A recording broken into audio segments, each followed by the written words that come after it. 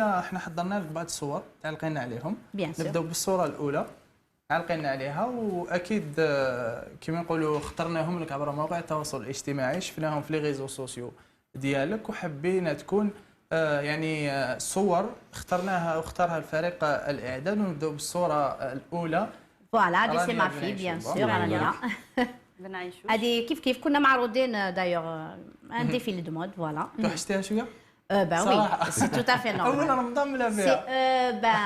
ben oui. راهي حاسه شويه في الطياب ولا نو؟ والله غطيب ما نكذبش عليك، شاطره يعني الله يبارك. صراحه انا عندي معلومه انه نبيله الشباح رانيا ما تحبش الديفيلي. لا رانيا نقول لك حاجه، ماشي ما تحبش ديفيلي لي، رانيا elle s'est retirée des réseaux sociaux et du domaine.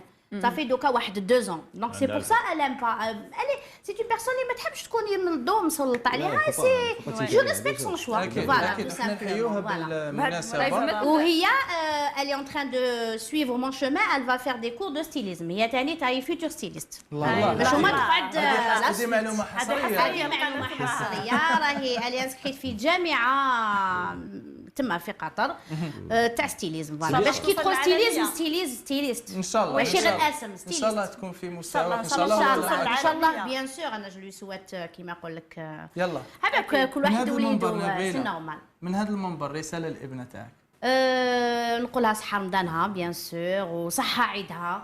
اي بوي دو توت لي مانيير على بالك مع التواصل الاجتماعي رانا تشوفوا بعضكم في الكاميرا طول طون ما تحش هذيك كيما زمان ما كان كاين تليفون ما كان كاين كاميرا ما كان دوكا ولا رانا نتلاقاو بوتيتر لو كان عايشه اكوتي دو مو ما نشوفهاش اوتون كو مانتنون. طيب بنتك كيما الطفله الجزائريه انه في زواجها الاول وفي عامها الاول انه تعيط لماماها قولي لي كيفاش نطيب هذه كيفاش ندير هذه. دوكا كاين انترنت نورمال. دوك كاين وليد كاين ماهيش حاصله يعني بلا ما نعطيش اشهار لكاش وحده مي دوكا سي سور انترنت. وانا كي انا كي نحصل ندخل انترنت. نشوفوا الصوره المواليه نبيله اكيد.